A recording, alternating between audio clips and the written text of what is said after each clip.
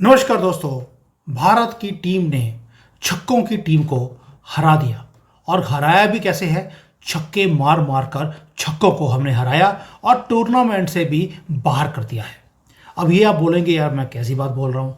ये मैं नहीं बोल रहा, पाकिस्तानी खुद ये बात बोल रहे थे टूर्नामेंट शुरू होने से पहले, जब भारत से उनको पता लगा कि मैच होने वाला है, दुबई में होने वाला है। आप सुनिए इनके ही लोग पाकिस्तान के क्या बोल रहे थे। ओके जी, कल पाकिस्तान इंडिया का मैच है और बिल्कुल भी एक्साइटमेंट नहीं है, लेकिन क्या करें, क्रिकेट तो खून में बसती है, तो इसके हम प्रेडिक्शन तो देंगे। और प्रेडिक्शन, मेरी पर्सनल प्रेडिक्शन ये है कि कल इंडिया 11 छक्के मारेगी पूरी इनिंग्स में, और वो 11 छक्के ही। और वो 11 छक्के ये हैं, यानी कि उन्होंने अपनी टीम की असलियत हमें बता दी थी। और हमें पता लगा है कि ये सारा कुछ जो किया धरा है वो है हमारे जय शाह जी का। जो जय शाह है उनकी एक ये फोटो आई कि भाई आप थोड़ी सी क्रोनोलॉजी को समझिए कि क्रोनोलॉजी क्या हमने बनाई थी। वैसे तो जय शाह जी की शक्ल डिफरेंट है, लेकिन आप समझ सकते हैं कि ये शक्ल किसके साथ मिली गई है। उन्होंने पहले बोला कि भाई बड़ी मुश्किल से पाकिस्तान ने 29 साल के बाद एक आईसीसी के टूर्नामेंट को करवाया। उसमें 12 बिलियन रुपए, जिसकी कोई वैल्यू नहीं है, लेकिन चलिए बोलने के लिए बोल देते हैं कि 12 बिलियन उन्होंने रुपया लगाया।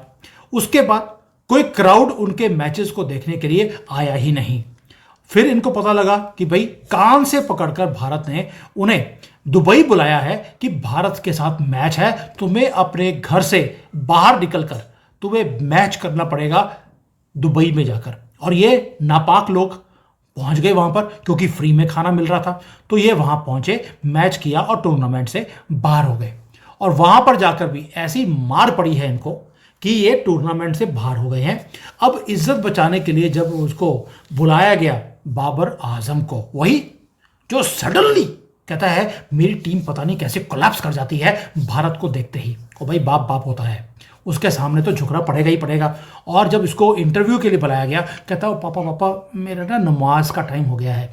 तो ये नमाज पढ़ने चला गया, क्वेश्चंस नहीं लिए, क्योंकि वैसे भी समझ सकते हैं आप कि थोड़ा सा क्वेश्चन भी इंग्लिश में पूछे थे, तो इनकी तो वैसे ही फटकर हाथ में आ जाती है। अब फटके हाथ में आने का तो ये सिस्टम है कि इनका जो सो कॉल्ड प्रधानमंत्री है, उसने एक दिन पहले बोला था कि हम भारत को हराएंगे, और मैं अगर ना हरा पाया तो मेरा नाम अब बकरी रख देना। बकरी ही रखेंगे, क्योंकि बकरी भी इनके घर में सेफ नहीं होती है।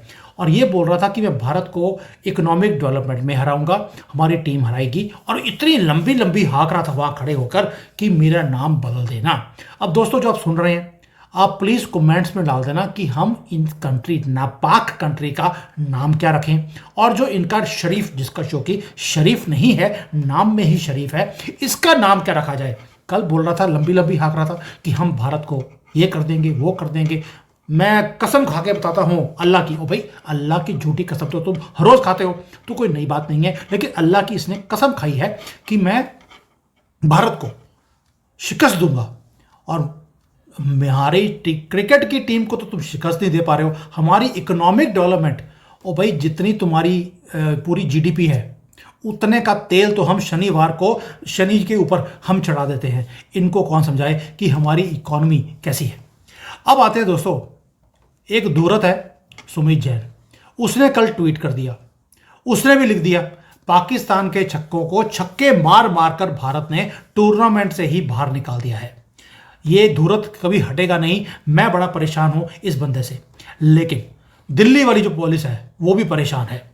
दिल्ली पुलिस ने भी कल ट्वीट कर दिया कि हमें बड़ी अजीब सी आवाज़ें आ रही हैं पाकिस्तान से। आई होप कि वहाँ पर जो टीवी हैं वो सेफ होंगे। दोस्तों, इतनी ट्रोलिंग ओपनली ट्विटर के ऊपर हमारी दिल्ली की पुलिस करे, ये वैसे शोभा नहीं देता, लेकिन कर दी तो कर दी। हमने भी दिखा दिया कि हम बड़े परेशान थे कि आवाज़ें क्यों आ रही हैं। फिर पता लगा कि पाकिस्तान के अंदर जो सिक्योरिटी है वो मैच के बाद बढ़ा दी गई। अब आपको लगेगा कि वहाँ पर गोली चलने लगी, गोलियाँ भी चली हैं, डंडे भी चले हैं। आप देखिए, गोलियाँ चली इस बेचारे टीवी के ऊपर। वैसे तो इनके पास जो टीवी है वो 30-40 साल पुराने जो होते थे वही आज भी चल रहे हैं।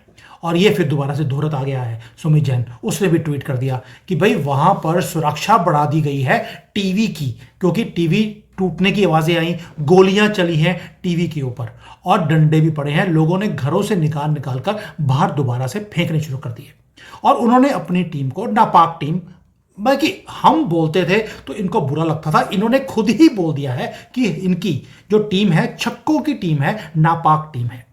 ये जब टूर्नामेंट शुरू हुआ था उससे पहले ये बोलते थे हमारी टीम है रॉकेट वाली टीम। चलिए अब इनकी रॉकेट वाली टीम का ये देख लेते हैं। ये मीम्स पाकिस्तान से बनकर आए हैं, ये हमें बनाने की जरूरत नहीं पड़ी। ये उन्होंने बोला कि हमारी छक्कों की जो टीम थी रॉकेट वाली वो फिर से हार गई है। जब ये मैच हो रहा था दोस्तों, मुझे बड़ा दुख हो रहा था जब मैं मैच को देख रहा था।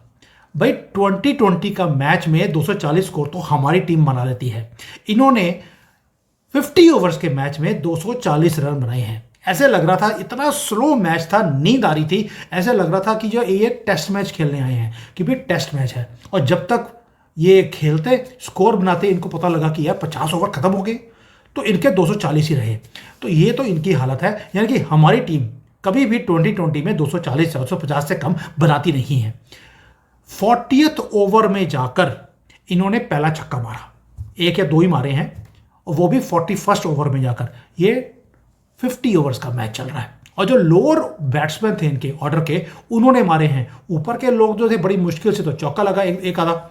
और इनका बाबर आजम, क्योंकि कहते हैं कि वो बाबर की फैमिली से आया है, जैसे बाबर सडनली कोलैप्स कर गया था, बाबरी मस्जिद की बात कर रहा हूं, सडनली क्रैप्स कर गई थी 91 में, वैसे ही जैसे ही भारत की टीम इनके सामने आती है, इनकी जो पूरी नापाक टीम है छक्कों वाली, ये एकदम से सडनली कोलैप्स कर जाते हैं।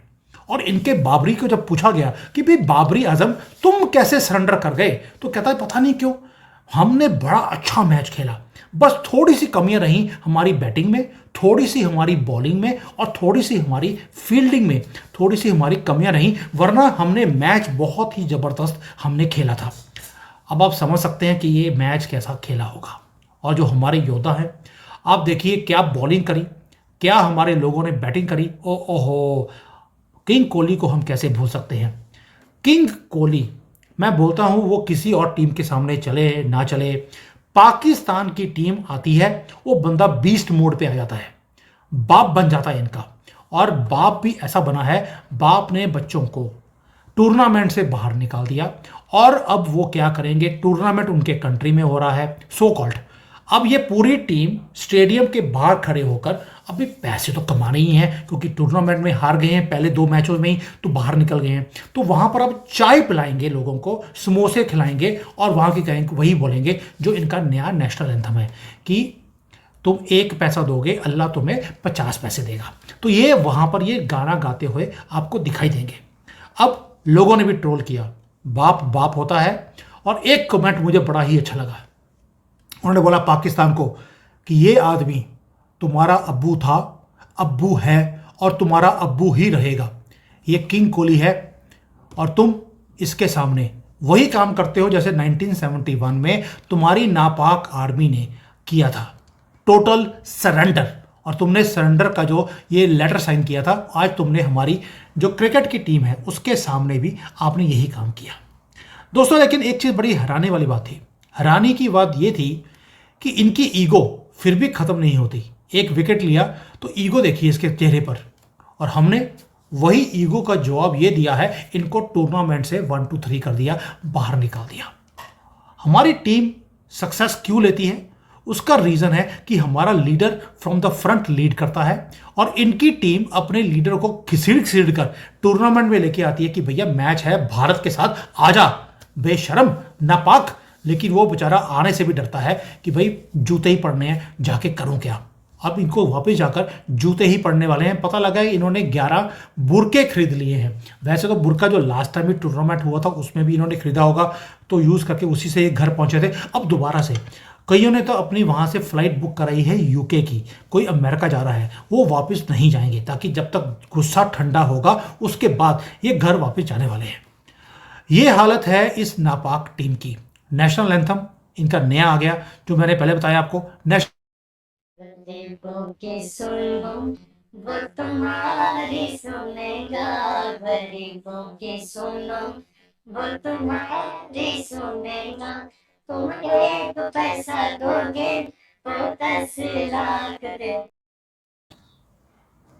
तुम 1 पैसा दोगे वो 10 लाख देगा। तो गरीबों की तुम सुनो, हमने सुन लिया कि तुम गरीब हो। तुम वहां पे जो खाना खाने गए थे होटल में, तो जिस होटल में रुके हैं, लास्ट टाइम जब मैं गया था मैं भी उसी होटल में रुका था जहां पर ये टीम गई थी। यानी कि मेरे जाने के बाद इनको पता लग गया कि ये होटल अच्छा है, ये भी वहीं पर जाकर रुके हैं। और जो जश्न मनाया लोगों ने वहां पर, भारतीयों ने, ओ भाई देख के मजा आ गया। क्या जश्न था। सड़कें भर दी हैं हमारे भारतीयों ने। कई लोग भारत से गए थे वहां पर और उन्होंने जाकर जश्न मनाया है। और पाकिस्तानियों की जो दुकानें थीं, उनके जो एरियाज थे, उसके बाहर खड़े होकर हमने जश्न मनाया है, ताकि इनकी अगर जले तो इतनी जले कि भाई सर उठाने के लायक नहीं छोड़ा हमने।